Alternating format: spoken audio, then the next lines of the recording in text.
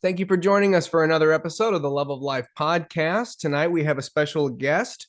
We have one of the pastors at Providence Reformed Presbyterian Church in St. Louis, Missouri.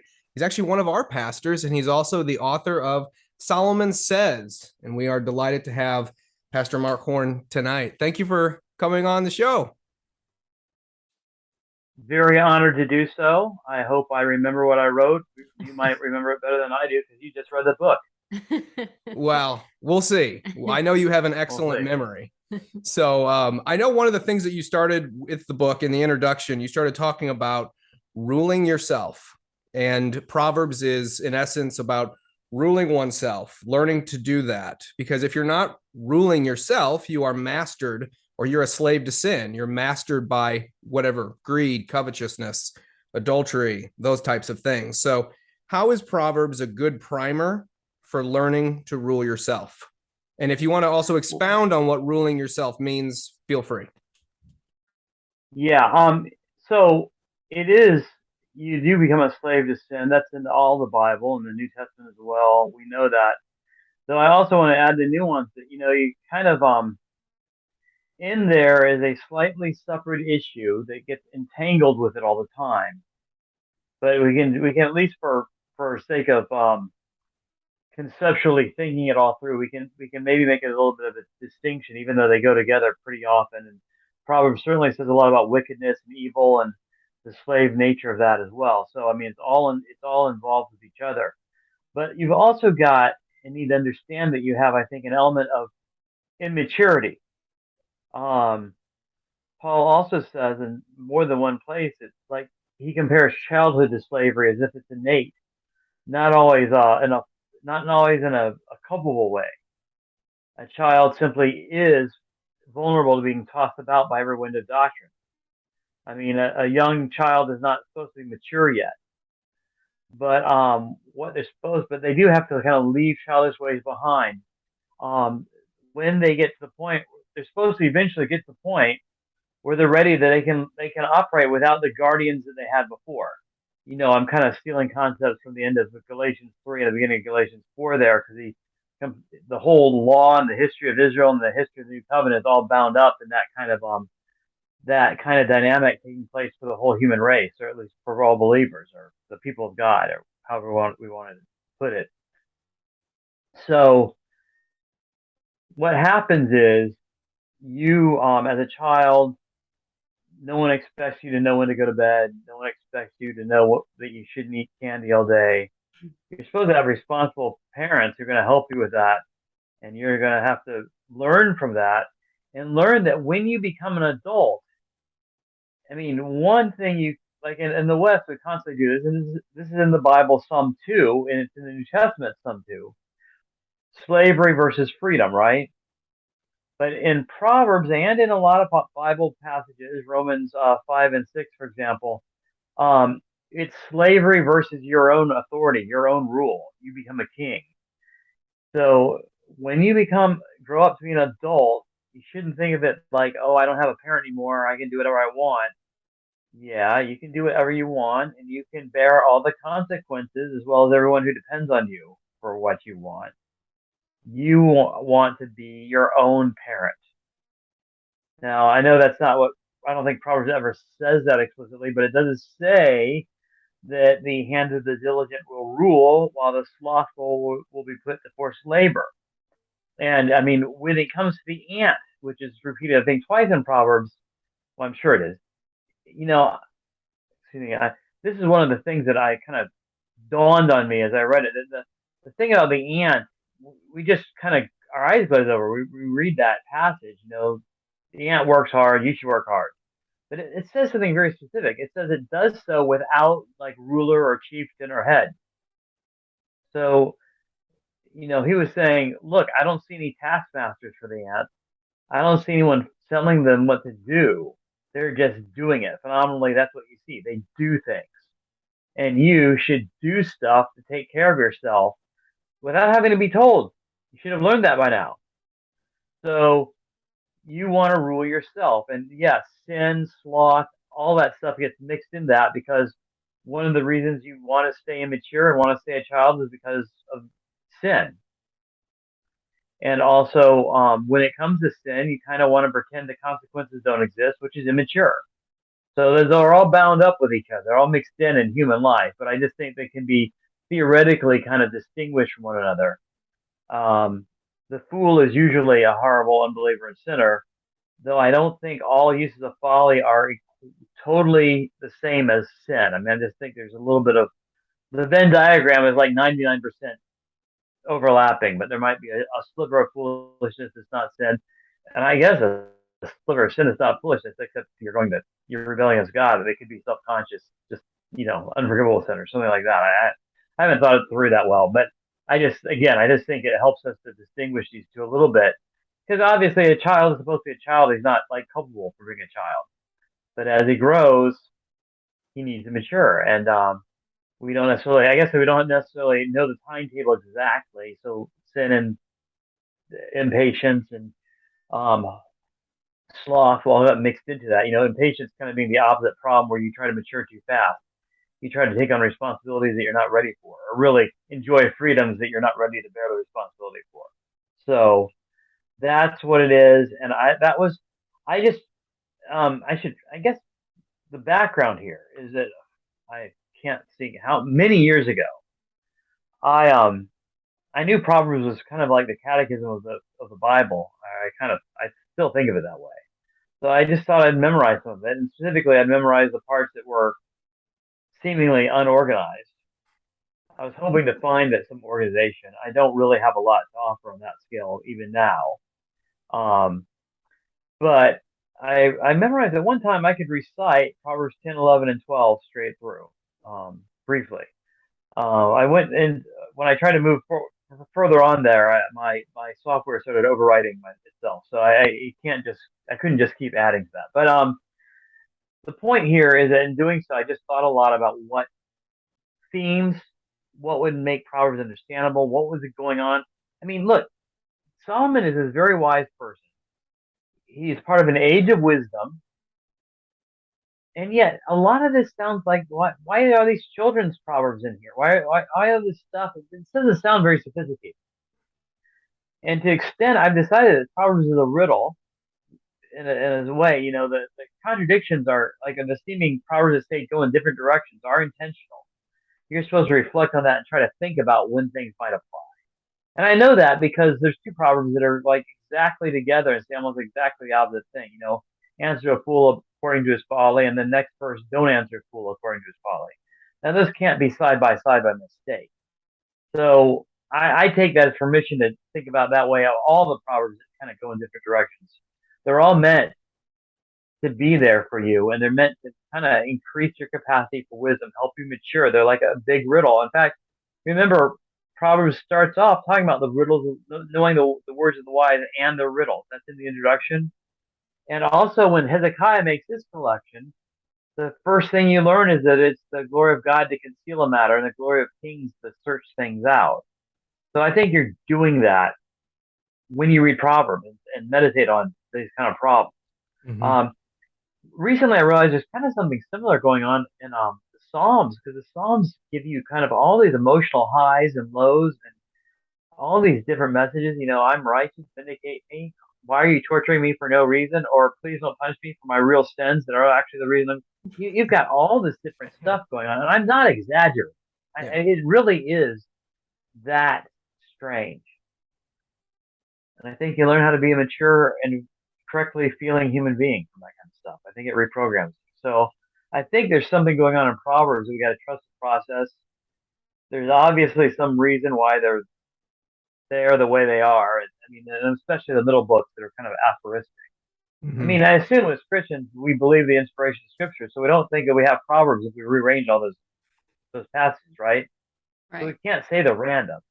On the other Right. hand, I can't really do much with it. So I still hope that's something for the future people to solve. But um, after I wrote the book, started reading Kidner's commentary, Derek Kidner, and it's a very good commentary. He knows a lot more than me. But some of his commentary is, oh, here's a passage. Well, see my comments on this other passage earlier. That's it, because it just repeats the same thing, so he doesn't have to say it twice. I'm like, well, okay, but it's it's in different places and it was repeated twice for a reason. You got to come up with something. Well, you shouldn't come up with something if you don't know what it is. But my point is, we should at least acknowledge the mystery and put a pin in it for future reference, for future investigation. So that's what I encourage people to do, or I'm hoping the church will do in some kind of collective fashion at some point in time. But that's not what this book is. This book is trying to help you as you read it, get something out of it, make a beginning with it. So yeah, that's it. You said self-rule, maturity, mastery, and that means basically training yourself to do the right thing. I mean, that sounds cliche. It just came out of my mouth. Shows you the power of aphorisms and slogans and sayings, and the Bible should influence us that way. So anyway, but the point is, you want to have the wind at your back. When I had a stroke, it took me a week before I could tie my shoe, and it was not a very pretty sight. I draped, like I folded myself at the waist, sitting down, just like hung over my knees, and I with my good side I did kind of innate work, but my bad side I had to like really concentrate. I tie my shoes without thinking. I tie my shoes while I'm meditating on some other topic. I tie my shoes and play with my cat at the same time. He comes and swats my shoelaces, and I do that while still tying my shoes. I don't think about it at all. You want as much as possible in your life in godliness to be like that. You want to be practiced at it. You want to be practiced at maturity. And I think that's the kind of thing he's talking about. There are 6 things the Lord hates, no 7. And what are they? They're mostly body parts that do things. Desire of a sluggard kills him, for his hands refuse to labor. It's like his hands are recalcitrant employees. They're on strike. They've unionized. I mean, they're not going to do what you want. And we can be different types of people. I mean, that's why when some people, you meet a much more virtuous person, you're like, how do you do that? How did you not get angry? Well, because it's stupid to get angry. It'll just make the situation worse. But it's not just that he made that calculation.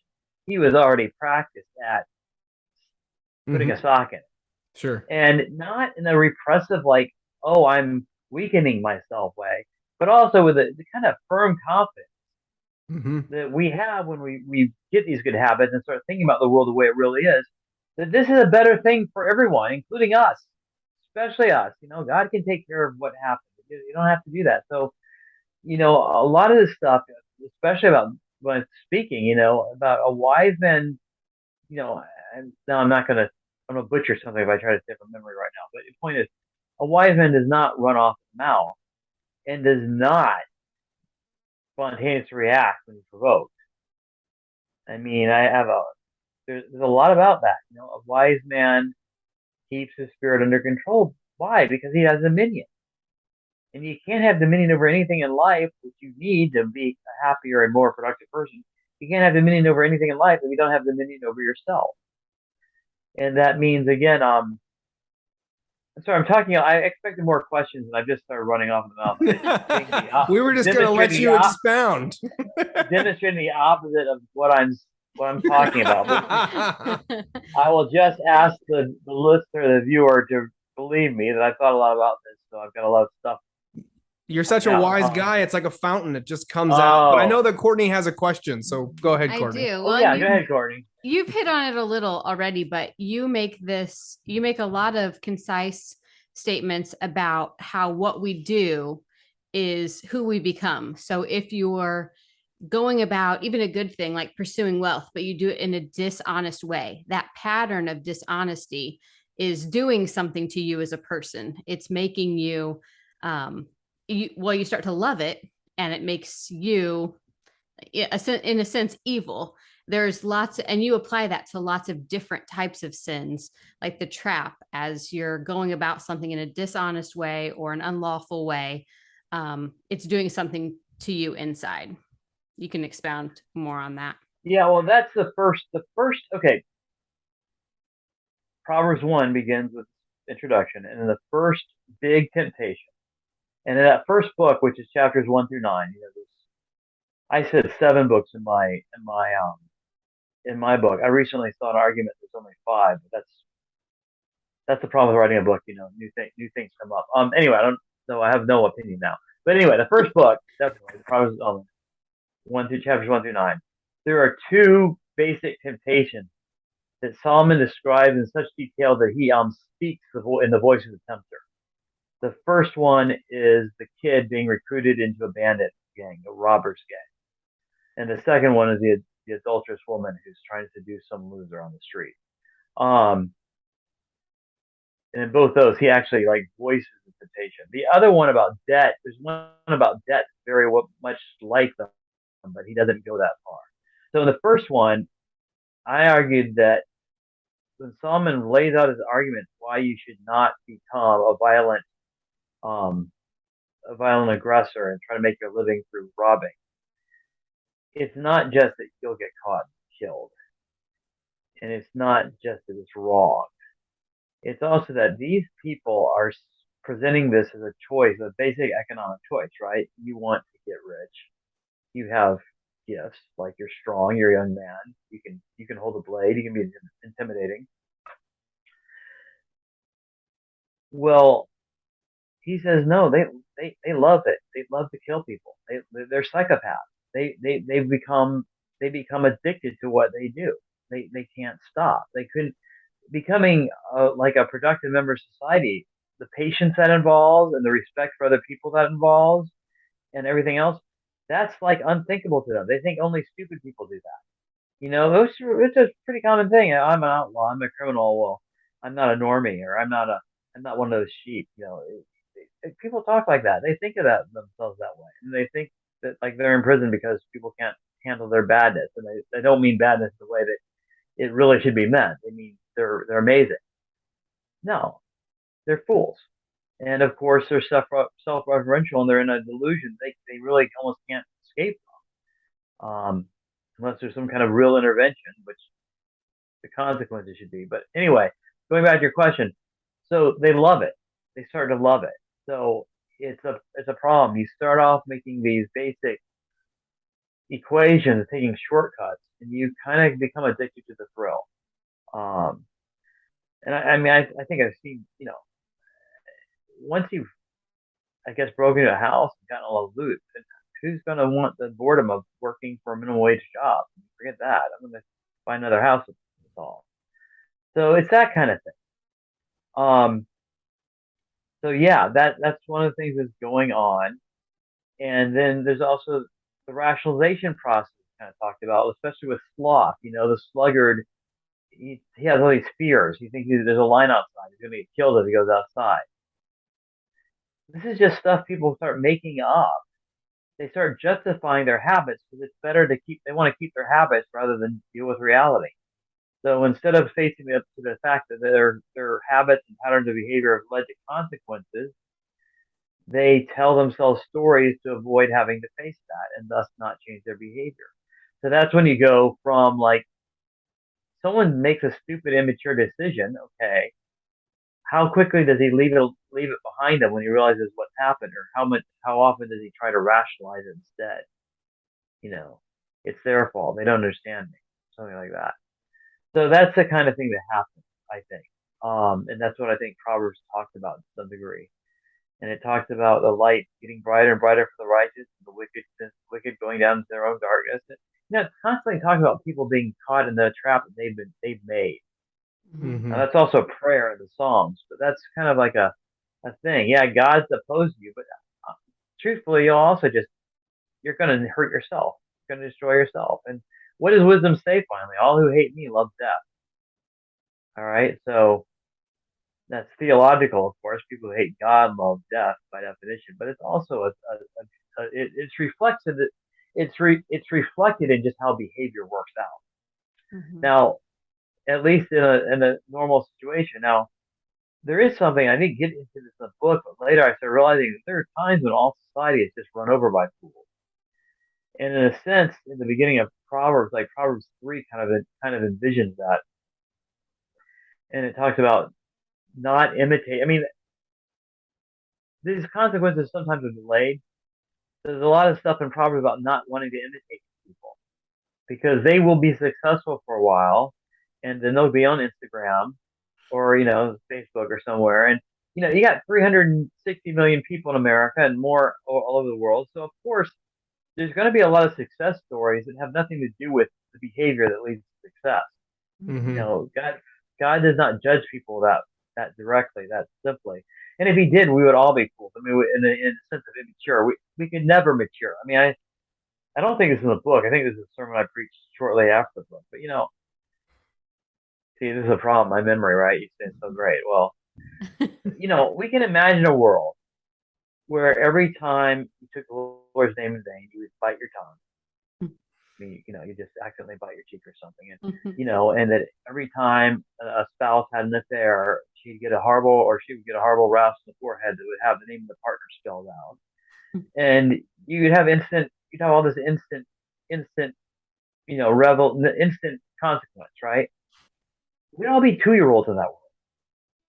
No one would live by faith. No one would trust God or learn about delaying gratification, or there'd be no such thing as patience in that world. Mm-hmm. That's not the world God. I mean, this is not a comprehensive explanation for evil and why God delays and all that stuff. I don't claim to have anything like that in mind, but I'm just saying, when you get upset about the way the world is and try to envision it differently, it's really hard to construct one that leaves us with intact human beings who are, who are made in the image of God. Mm-hmm. So, you have to watch out. You don't imitate the wicked, which is why, now I do say this, that's why Proverbs is not, as it's sometimes reputed to be, some kind of name it, claim it, wealth promise. It's not, Mm-hmm. you can't say that the wicked are always poor and the righteous are always rich. You're constantly told not to imitate them, not to be jealous of them. Well, that means they're not unsuccessful. They're visibly successful. Yeah. Sure. So Pit Proverbs, if you will, with that and self-help books, the 12-step guide to improving yourself. And of course, step number 1 in our culture right now, and it's even snuck in Christian veins in various parts, is loving yourself. You need to love yourself well. I don't know, maybe you can expound on, is that even a biblical understanding? I think we do a really good job already loving ourselves. I don't think that's particularly the problem. You can let me know, but pit self-help kind of material with Proverbs. Is Proverbs a self-help tutorial guide for a much better, your best life now kind of thing? well, okay. First of all, I'm trying to think how to unwind on this, because I had a lot. I had a lot of. I've asked myself that question too. Mm-hmm. This kind of goes into the term self-care, which Mm. I see a lot, and there's almost 2 different directions in which that's wrong, or it bothers me. That bothers me. I'm not going to say the Bible. Let's start. Okay, first of all, whether you love yourself or not, I do talk about yourself in this, and I talk about, first principles. Adam and Eve are made, and one of the things he's going to do as he takes dominion over the world is he's going to take dominion over himself. And Mm-hmm. I mean more than just body. I mean his very personality. I assume that Adam and Eve could sleep all day if they wanted to. God didn't tell them not to, so they could sleep and they could. But eventually, they're going to want to go downstream or send some people downstream. Mine some gold and trade for some gold and beautify the garden. And there would be projects involved. Multiple human projects, division of labor, and all that. And people would need to keep a schedule and arrive on time. And they would have to train themselves to get up in the morning at a certain time, and then they go to bed at a certain time, because that's what you got to do if you got to get up at a certain time. If it's early enough, and find out that roosters will crow appropriately and all that stuff, and work it out. I assume they do that before they invented alarm clocks later. But in any case, they would have to become different people as they grew. And in order to take command of everything else, they have to take command of themselves. That's the way human beings are. I mean, we don't just work on ourselves. When we are working on projects outside of ourselves, we have to change to be able to do that. Mm-hmm. Our children will have to learn to get themselves up, be on time. You got to learn to get along with people you don't like. I mean, in a sense, in a non-culpable, non-evil sense, just people who irritate you, or if someone's out of sorts, you got to still be nice to them because they're the customer, and that's your job to be nice to the customer and to not, respond as, and then maybe if you're really wise, you'll say, boy, I bet this would work if I just treated everyone this way, Mm-hmm. and even my wife or even my husband, and then like a familiarity gives me permission to just vent or respond, and but that's a side issue. So anyway, so you are given to yourself just kind of similar to the way a child is given.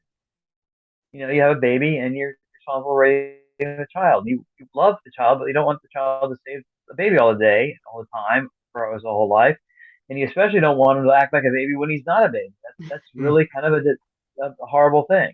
Yeah. And you won't like it if that happens. They need to take steps to try to, as much as you can, encourage that not to happen. Well, okay, should you love yourself?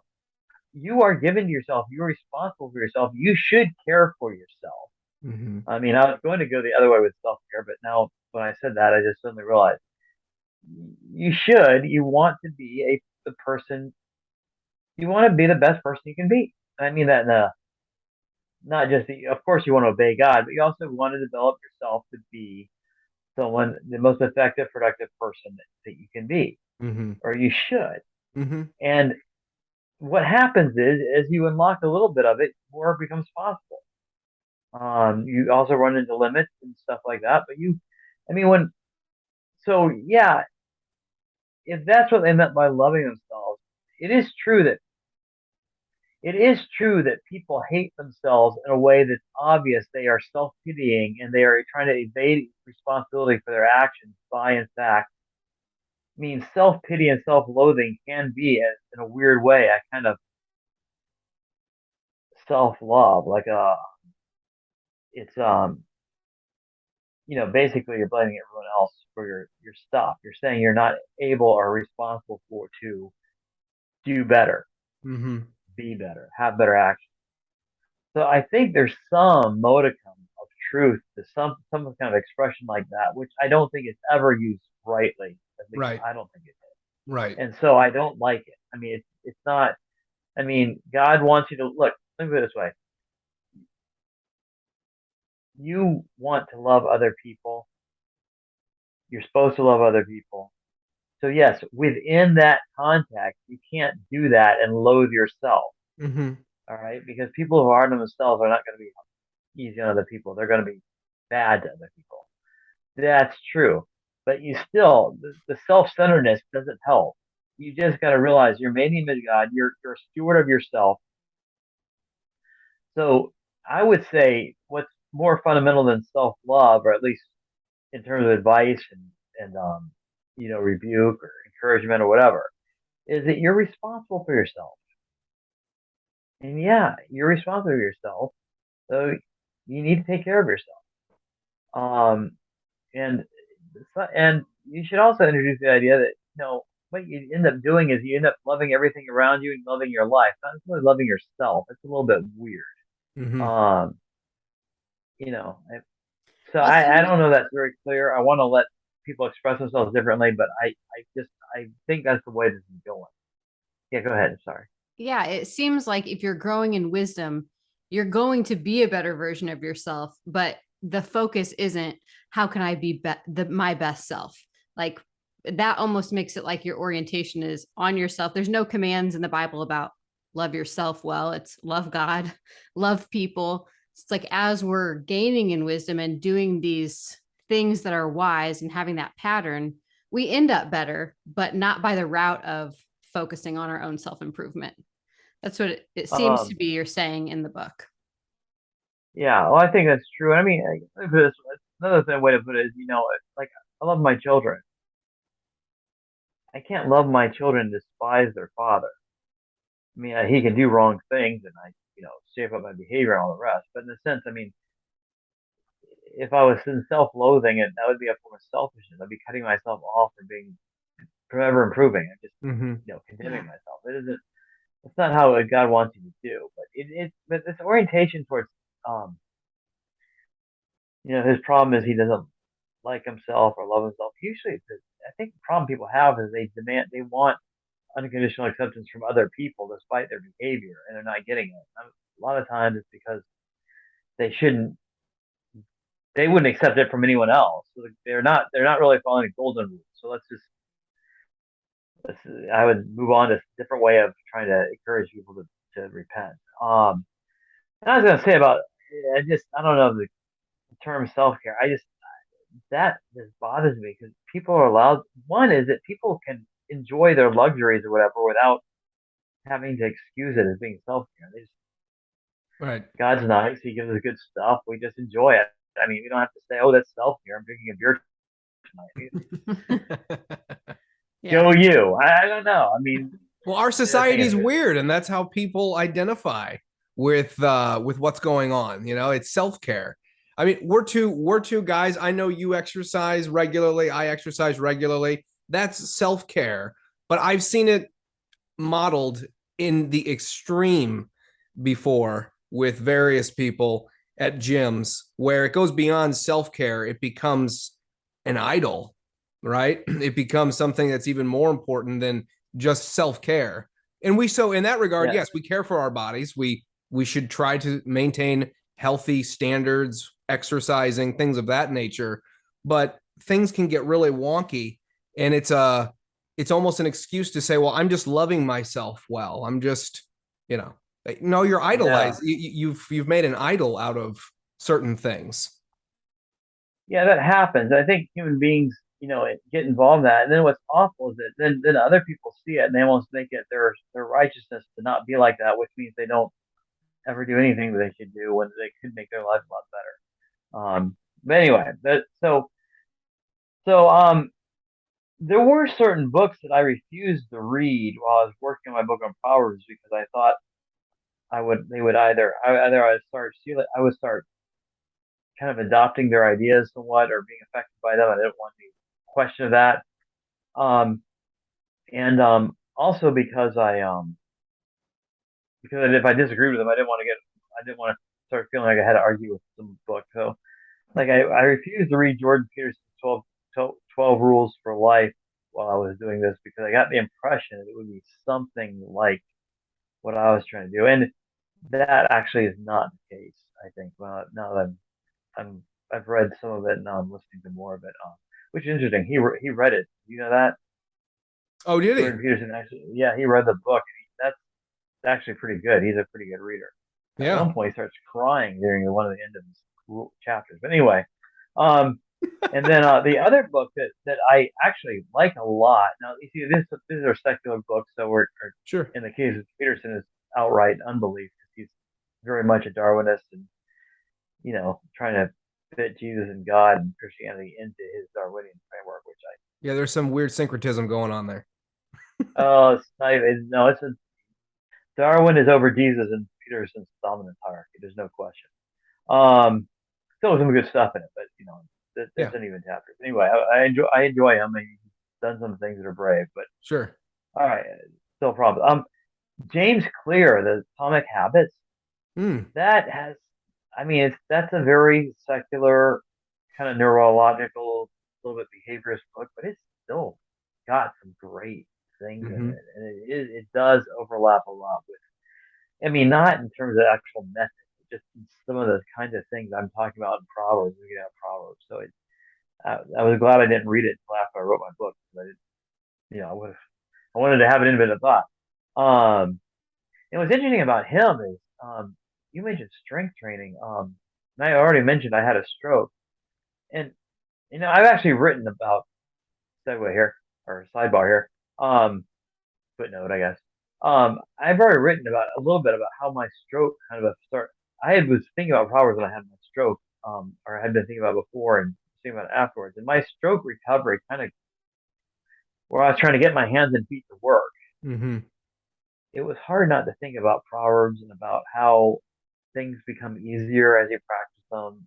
And after a while, it becomes like you don't think anymore. That your brain starts operating and your hands start to get primed to do what they're supposed to do. And, the wind's at your back all of a sudden. You're not fighting the gale.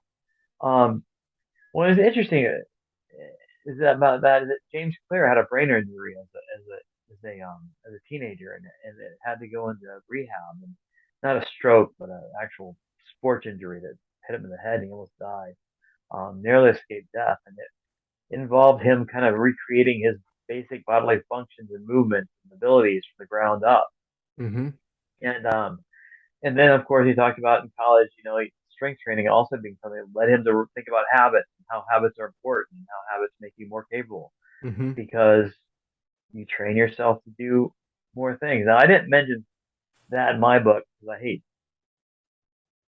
I feel like pastors should never put their personal hobbies in their sermons, so I try to do that. Did not do that in the book.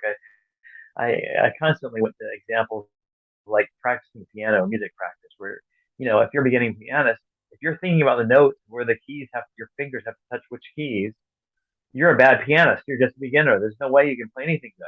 You don't sound good. Yeah. But a master pianist just sits down at a sheet of music and his fingers do it. And Yeah. of course, they get better at practice on the piece, but still, even he can do a certain amount just right off the bat because he knows the keyboard. His fingers have been doing this for years, and of course, he's got probably has some personal giftedness that gave him a positive response when he first practiced. So maybe he did a little bit better than other people. People, when they sit down on the piano, if they have to look at the notes and think about where their fingers go, then we can forget about them playing any kind of entertaining piece of music unless they're like our child and we're enraptured by their beginnings. But which Right. God is like that, by the way. So not a bad illustration. God doesn't. Your feeble attempts glorify God. He's happy with them. He talks in the Mm-hmm. Proverbs about a son. The father's heart is glad when his son attains wisdom, and that means all the way, all the path to that. Um, but you know, your life, your ethical behavior can be like learning how to play the piano or learning how to play a musical instrument, and you're meant. Except that this is the difference is that you're not necessarily meant to play the piano. You're not necessarily especially going to be especially gifted if you're worried about where you're ranked on piano players across the globe. So you might have a as positive a feedback as other people would to practicing, with one caveat, which I'll make in a minute. But you know, you're meant to be your father's son, your father's daughter. You're meant to be godly. So it doesn't feel natural at first, but if you practice it, it will happen. And going back to the strength training kind of metaphor or application, or Paul talks about athletic training and makes it sound like it's very similar to godliness.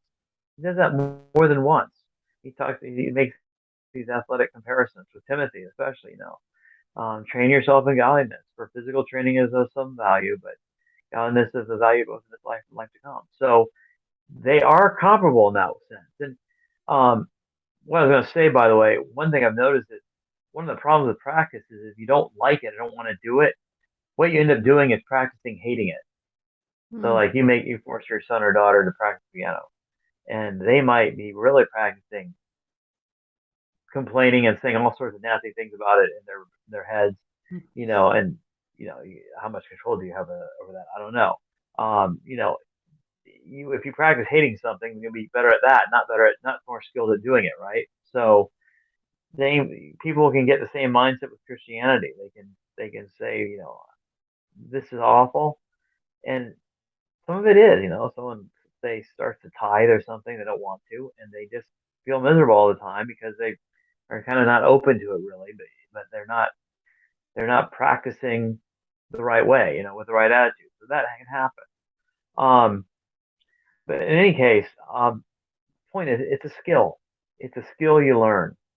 And if you go to it like a skill and realize it's a skill that God wants you to learn, and that as you master stuff, as you get better at stuff, other things will happen.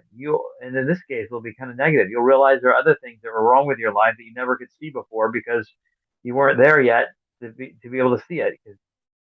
And so you'll never be perfect. You'll never be sinless. There's no problem with that. You're not claiming that that's going to be possible. Sometimes you find even Christian pastors claiming that they would never preach on the Ten Commandments because then people would think they might be able to keep them and that would make them proud. Just ridiculous and unbiblical, and it's not all. there's so many points wrong in that thinking. I can't even take it seriously because you really do find it in the church, even in the Reformed parts of the church. But the thing is, you can't see how bad you are until you get better. If that makes sense, you see more. Like, I mean, for instance, when Paul, I think it's in the book. Paul talks about husbands love your wives as wives love the church. Well, what on earth did the husbands sitting in the congregation think? Did they know immediately everything that entailed? No, they had very little idea. They probably felt totally guilty about 2 or 3 things, and the wife could probably give them 20 or 30 more things they could feel guilty about. And she was probably right about some of them, but they had to start working on it. It's not a Ten Commandments kind of thing. It's a quest. It's a it's a forward movement. It's an agenda for your whole life. And of course, it has to be for your whole life. It's not like, I mean, because your wife's after all, she's not a stationary target. She's changing and moving and developing. You are, so as you become different people, you have to kind of adjust anyway. But you just have to grow in it, and as you do better, you'll be able to see more ways in which you are doing worse and be able to address those, and over time move on to other stuff. I mean, it's the nature of life before the resurrection, before our complete sanctification and perfection. But God wants us to do it, and it's why the world isn't a lot worse than it is now, because God's been having Christians do this for a long time. So we will never be perfect or sinless, but we can definitely be in a better place than we should be, and we'll be happier if we are. Sure. So I think that's the agenda. I mean, there's a lot in the book. We didn't even talk about how the book talks about, like, the ways we trap ourselves through wealth. That when we have more abilities, we can still impoverish ourselves. We don't have to talk about that, but one thing I just want to give one practical thing. I talked about the difference between um, immaturity and sin, or at least the distinction we'll make, just because when we're thinking about this. One of the things I think people need to realize when they're wondering why they sin and they're feeling really bad about it. And I mean, I feel like, and I've had this in my youth in certain ways, where you're like, okay, I love God, so I should just keep His commandments, right? That's what He says: is love God, you keep His commandments. Okay, but the commandments do involve asking God for forgiveness. They don't actually tell perfection. Well, why am I sinning? What's wrong with me? What's going on? And if things are, there's a lot of reasons. You don't love God as much as you should. Indwelling sin and all of that. But another very mundane thing that people need to recognize is going on is you will sin because you've sinned before, and you've got the habit. And that's just, I know that's very secular and kind of mundane, but that's powerful. You're meant to be a repeating human being, a learning, you know, pattern person. You develop habits. You learn to tie your shoes. As I talked about. You just do all this stuff. Well, all your sins, they're part of your programming when you do them. That's a good reason never to do a new one. Not to go into some other territory, because walking backwards is never possible. You kind of have to deal with it a different way. But my point is, you just need to realize the power of breaking habits, and that's why something that seems impossible for a while, if you'll just hang in there, it might suddenly become a lot easier. You got to think about it that way. I think in some ways, and I realize this is in strength training, and I think it's also true in like attempting to behave better with prayer, of course, with praying to God for a new attitude, all the rest. Experiment. The advice that the nature of insanity, or the definition of insanity, is doing the same thing twice and expecting a different result. Well, in some areas, like when I'm trying to do something new with a barbell, or when I'm trying to break a bad habit, or sometimes repeating the behavior over and over again, you will eventually get a different result if you stick to it. So you kind of need to have faith and stick and show faith in that way. Usually that's like the antithesis of faith, or the way some people express it. That it's either human effort or it's faith. Well, maybe human effort can only really be stuck to if, in fact, you trust God to eventually take the yoke off, give you the ability to actually do it. Maybe your efforts are a kind of prayer. You should think of it that way. And your repeated efforts are a kind of repeated prayer, that you're petitioning God for change of behavior. I mean, after all, if you pray for change of behavior and make no effort at all, how much of a priority is it to you, really? Mhm. Are you kind of telling God, well, if you want to like totally lobotomize me and change me by some miraculous way so that I have a completely different personality that's unrelated to anything I've been doing before, go ahead. Until then, I'm just going to whine a bit about my behavior and keep following in it. Well, that's not what God wants. Mhm. So that's something I think that's important. People realize that they're creatures of habit and they've had some bad habits. Yeah, it might be total mystery as to why they got into this habit and stuff, but the fact that it's sticking to you now, Mhm. it's actually somewhat mundane as well as a deep mystery of evil. I mean, it is what it's how God's going to get you to be better eventually. You're going to practice good stuff, and that's with the power of the Holy Spirit, with the encouragement of His Word, with the church, the means of grace. It's going to work out if you pursue the plan, pursue wisdom.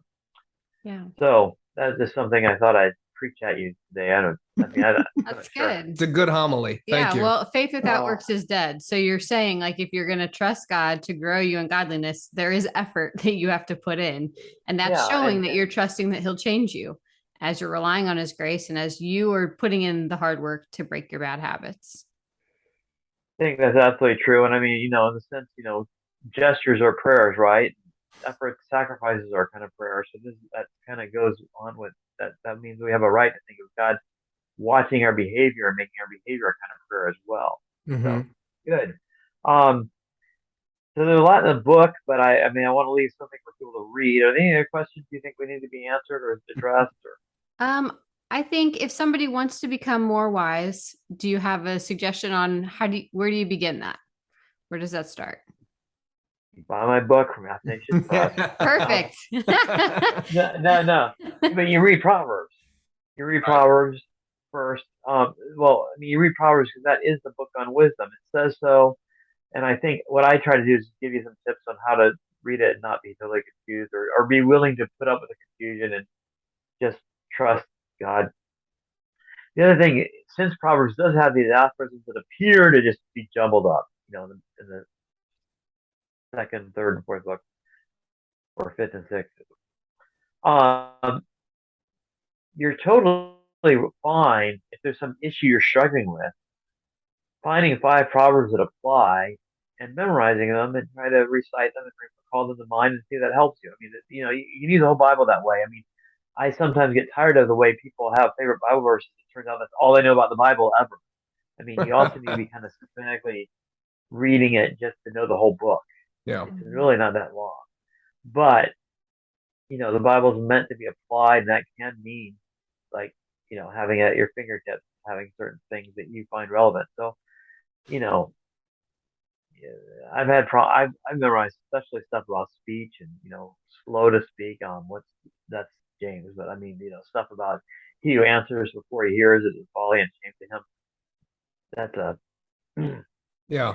Well, I really liked your, that's been an ongoing struggle. So not to give away everything in the book, but I really enjoyed your place that you talked about sitcoms, how sitcoms have essentially catechized us as observers and watchers to essentially have these conversations where we have to sort of immediately answer, immediately respond. That's the sitcom sort of way of communicating. These zingers quickly retorting, setting up all that. I thought that was a really good observation that you made in the book.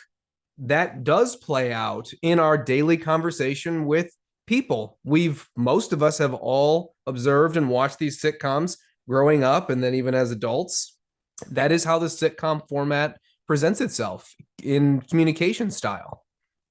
Yes, we have all been socialized that way, and the thing to remember is it's all scripted. Mm-hmm. No one comes up with those things spontaneously, except a few improv type things. And how many of them are actually good? Yeah. I mean, Yeah. very few. I mean, not saying they're never, but it's hit or miss. No, it's all scripted. It's all pre-planned, and also the characters are they're always gonna be reconciled by the end of the show, which does not happen in real life. That's Right. true. Especially if you just say the first thing that comes to your mind. Yeah, that does not happen, and that's quarreling is like letting out of water before the quarrel begins. That's almost right. I mean, I probably missed a word there, but this stuff you can't yeah, you can't mess with that. Solomon says a lot about just keeping your mouth shut. You Mhm. don't need to make enemies. You don't need to tell everyone when they're wrong. Yeah. You just got to think about that. At least think a long time before you say something. I mean, think about be willing to face what will happen. Don't speak without having at least given some thought to that. Mhm. Yeah, and I mean, and then I talk about it in Acts, excuse me, the gospel, speaking before rulers, having given defense of yourself, that's considered a very hard thing. And Jesus has to make promises to people that the Holy Spirit will tell you what to say. So Mhm. don't worry about it. So yeah, that tells you right there that no one's gifted at that. It takes a miracle. It's not a situation you want to be in normally. So Mhm. yeah, I have two chapters on speech. Mhm. Frankly, I think half of Proverbs on speech. I one of those chapters I'd be prepared for it by trying to list every verse that addresses speech, and it's like almost like there's like a speech version of speech aspect of every other problem that Proverbs addresses.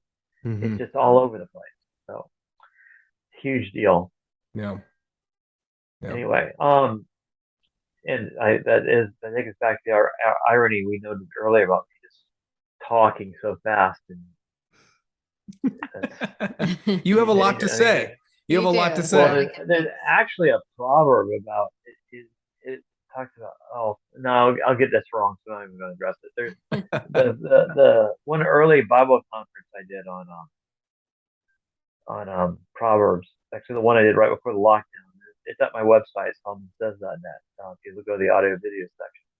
What is the website again, Mark? What is it? Oh, sorry, SolomonSays.net. Okay, Solomon says Okay. Yes, .net. and Great. you'll find a lot of stuff I wrote reflecting on the stuff of this my book, as well as some other stuff I've written. I'm working on a commentary on Ephesians right now, so I've got stuff on Ephesians in there and some other things. Mhm. But they asked God to bless me as I poured forth wisdom. I mean, poured forth stuff, and there's actually a proverb that I kind of argue in the book. It indicates that the wise man doesn't pour out anything; he rather releases a little bit of water at a time. It was actually that metaphor is actually used, I think, in Proverbs. Anyway, it was ironic because I told it more like a sprinkling. I'm going to sprinkle wisdom on you. I'm going to try not to say too much. Well, I really appreciated the opportunity to talk. I hope we can do it again about my other Absolutely. book, maybe, or another book, and another one of my books. And I really appreciate this evening. Absolutely. We really enjoyed reading the book. It's very clear, it's very concise. Lots Yeah. of practical takeaways too. Yeah. Just Yeah. many. I mean, I wrote down lots of quotes I liked. There's just lots of things that you say that are impactful. And we're not flattering you. If we didn't know you, we would say this is a really good book and you should read Solomon Says. Definitely. That's what we would tell our audience. Thank So you very much. I'm very flattered, by the way. Or that's not the right word. I am very gratified to hear that you like the book. Oh yes. Yes, very good. My only regret is that I couldn't have written that book when I was say 25, instead of getting closer to 50, being over 50, because I could have used it. Yes. Well, many can use this book. Many should use this book and read it. And we definitely are a culture that lacks the ability to rule oneself properly with wisdom. The fear of the Lord is the beginning of wisdom. So I think people should definitely buy the book. So where can people find the book? SolomonSays.net. Is that the best place to buy the book, or is it on Amazon? I have links, but I have a category that says buy the book with an exclamation mark on it. Buy my book. Anyway, the best Amazon. It's on Amazon. Okay. It's on Kindle too, by the way. That's what you like to read. And it's also at athanasiuspress.org. Yeah, I think it is. athanasiuspress.org. But Amazon's is a great place to buy it. I think the price is comparable either way. Okay. But if you had Amazon Prime, I would think that would be a better place to go, just because, Right. So. Very good. And yes, I know that we don't like. Well, never mind. I mean, You can- if you feel like you have to boycott Amazon for some reason, please go to athanasiuspress.org. They've already taken over the world anyway, right? Who cares? Right, maybe. But I understand. All if right. people want to buy there. Okay, yeah. So we'll include links in the description for the book, so people can just click on that, and I'll go ahead and provide those when the video is up. And again, Great. Mark, thank you very much for coming on. Thank you for having me. I'll see you tomorrow. Yes. Well, I guess given when we're recording this right now. Okay. Very good. God bless. God Good bless. night. Bye. Thank you for listening to the Love of Life podcast, Conversations with Jesse and Courtney. It is our duty through our schools to create a new one, a God-centered one. We are told in Proverbs 8, verses 35 and 36, "For whoso findeth me findeth life, and shall obtain favor of the Lord. But he that sinneth against me wrongeth his own soul. All they that hate me love death."